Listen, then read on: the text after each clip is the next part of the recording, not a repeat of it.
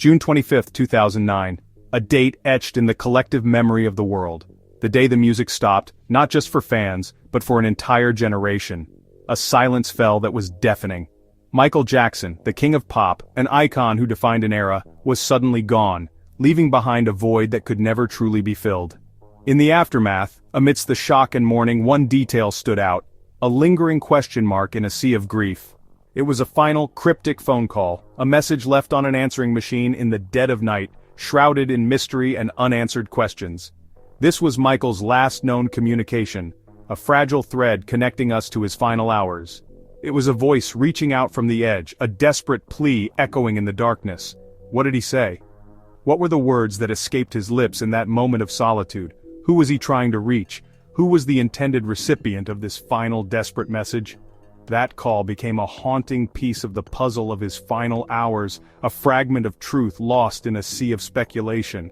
It wasn't a grand farewell, a dramatic exit or a clear cry for help, a beacon in the night. Instead it was ambiguous, words open to a dozen interpretations, a riddle wrapped in an enigma.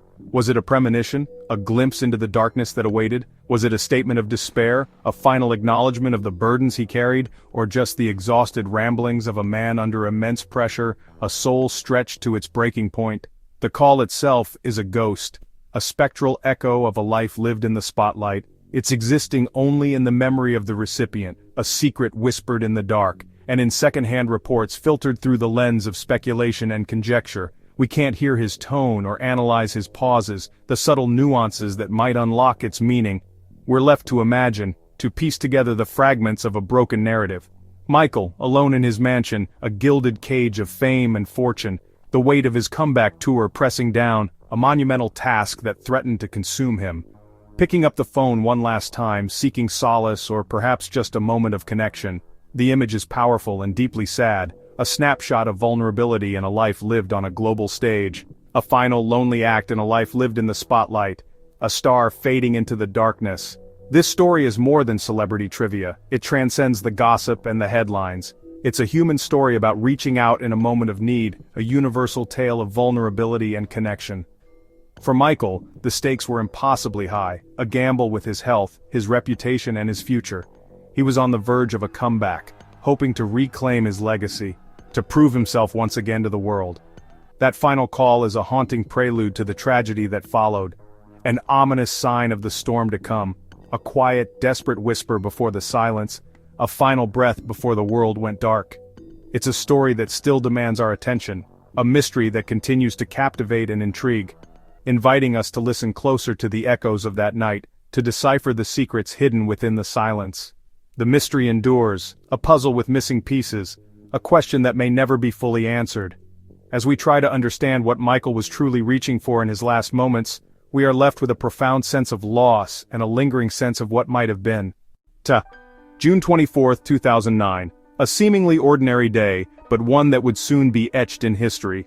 Michael Jackson was at the Staples Center in Los Angeles, rehearsing with unwavering dedication for his highly anticipated This Is It tour. The atmosphere was electric, buzzing with anticipation. Eyewitnesses described him as incredibly focused and intense, pouring every ounce of his being into perfecting each move, each note.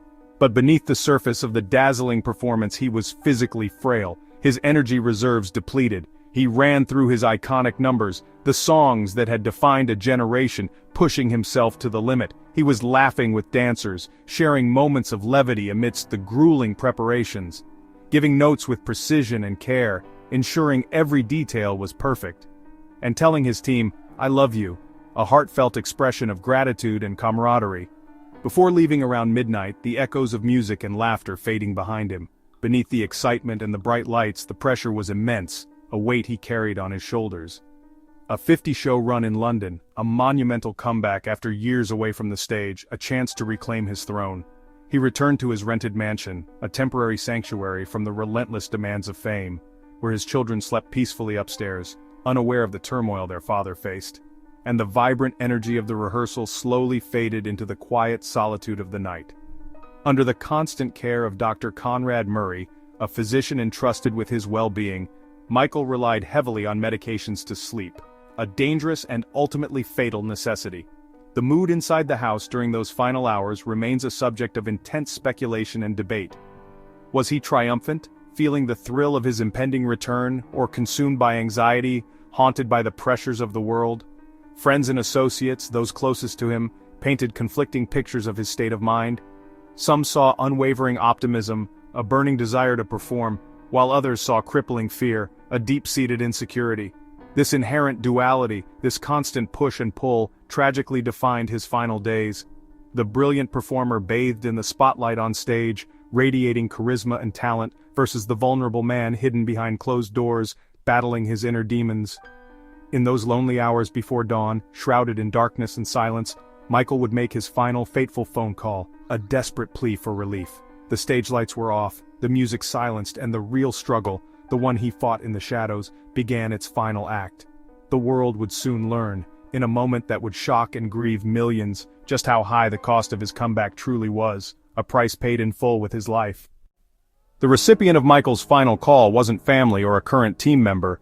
It was Frank DeLeo, his manager from the Thriller era. DeLeo, a tough, loyal figure from Michael's glory days, had recently rejoined his inner circle.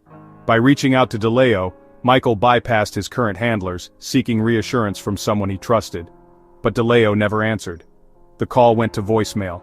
DeLeo would only discover the message the next morning, after the tragedy had already unfolded. The missed connection is heartbreaking. A classic what if. What if DeLeo had answered? Could a conversation have changed anything? Even when Michael reached out, no one was there to listen in real time. The message became a ghostly artifact, a final attempt at connection that would be dissected by millions.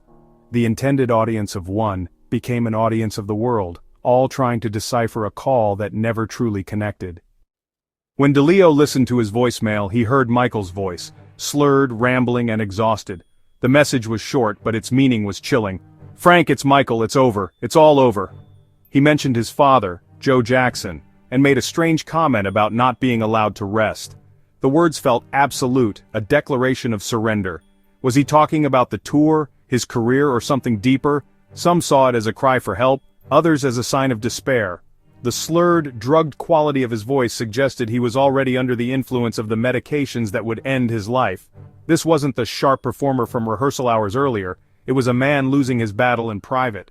The message wasn't a clear decision to end things, but the despairing thoughts of someone whose judgment was impaired. It was a voice fading away, both literally and figuratively. The final words were not just a goodbye, but a haunting echo of a life unraveling. The world would never hear his voice again. In the days after Michael's death, his family and friends tried to make sense of his final hours. LaToya Jackson believed the call was a desperate plea, not a suicide note. Michael was reaching out, feeling trapped. Katherine Jackson saw her son at his breaking point, overwhelmed by pressure and exhaustion. Friends like Deepak Chopra pointed to his struggles with prescription drugs and insomnia, warning signs they'd seen before. Others, like makeup artist Karen Fay, described his fear of disappointing fans and his physical decline. The collective testimony painted a picture of a man under siege, from external pressures and internal demons. Frank DeLeo was left haunted by the call, saying, "I was shattered. He was a kid who I loved." The call became a symbol, a final, fragmented communication from someone everyone wished they could have saved. It was a whisper that became a roar in the silence he left behind. To understand the weight of that final call, we must look at Michael's last 24 hours. After rehearsal, he returned home, unable to sleep, under Dr. Murray's care. The call to DeLeo happened in the early morning, after rehearsal, but before the fatal dose of propofol. Why DeLeo? Why then? Did he try to call anyone else? These questions remain unanswered. The call was a brief window of consciousness, a turning point that tragically turned the wrong way. The hours that followed were marked by medical negligence, sedatives, then propofol, then a delayed 911 call. What happened in that room? Why the delay in calling for help? Was the call a result of the drugs, or a moment of clarity before the end? With only Dr. Murray's disputed account, we may never know the full truth. The timeline is a skeleton, and the final call is a ghost haunting its frame. Michael's final message has fueled endless theories. The cry for help theory. Michael was overwhelmed, calling DeLeo as a signal for intervention. The goodbye theory. He was resigning himself to his fate, making a mournful farewell. The accidental confession theory. The call was drugged rambling, not a coherent message. The conspiracy theory. Some believe the call was a warning. Michael feared he was being pushed to the brink by those around him. Each theory offers a different lens, but none can be proven. Was "it's over" about the tour, his life, or just a fleeting drug-induced thought? The ambiguity is part of the tragedy. The call's meaning is as elusive as the man himself. We're left with fragments, trying to piece together a message from the edge. The truth may never be known. The mystery endures, fueling fascination and debate. When the news broke, a collective gasp swept across the planet. The world held its breath, suspended in disbelief. Michael Jackson's death sent shockwaves across the globe, a seismic event felt in every corner of the earth. News sites crashed under the weight of unprecedented traffic. TV and radio played his music non-stop, a constant reminder of the immense talent that was now lost, and fans gathered in cities worldwide, transforming streets into impromptu memorials. His death was personal for millions. He was the soundtrack to their lives, the artist who defined generations. The public outpouring was immense, a tidal wave of grief and remembrance rivaling the deaths of Princess Diana, a moment that similarly united the world in mourning, or John Lennon, another cultural icon whose loss resonated deeply across the globe. In the aftermath, his music sales soared, breaking records and introducing his artistry to a new generation, and his legacy was re-examined, prompting a deeper understanding of his complex life and unparalleled talent.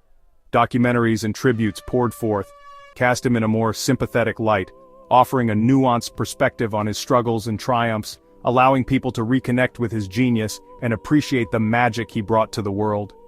The tragedy seemed to wash away the tabloid noise, silencing the negativity that had often surrounded him, cementing his status as a legendary figure, an icon whose influence would transcend time. The mystery of his final days, especially the phone call, a lingering question mark over the circumstances, only deepened the fascination, fueling speculation and unanswered questions. The trial of Dr. Conrad Murray became a public spectacle, a media frenzy that captivated the world, keeping Michael's last hours in the headlines and ensuring his story remained at the forefront of public consciousness. His death was not just a moment of grief, it was a profound loss felt by millions. It was a cultural reset, a turning point that marked the end of an era. The king of pop was gone, leaving behind an empty throne and a void in the world of music.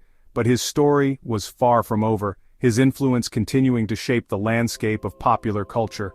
The world was left to grapple with the loss, a collective mourning for a singular talent, and the questions that remained, lingering doubts and unresolved mysteries surrounding his final days. Michael's legacy and the mystery of his final call, a puzzle that may never be fully solved, would echo for generations, ensuring his name and his music would live on forever. Years later, Michael Jackson's last phone call still lingers a poignant, unsettling footnote to his life. Dr. Conrad Murray was convicted, but the call's true meaning remains a mystery. The story endures because it captures Michael's profound isolation amid global adoration. He could command billions but couldn't get a friend to answer in his darkest hour. We're left with facts, theories, and emotions, a mosaic we must interpret ourselves. Was it a cry for help, a farewell, or the rambling of a man lost to drugs? The mystery isn't just about his last words, but about understanding the man himself. What does that lingering echo say to you?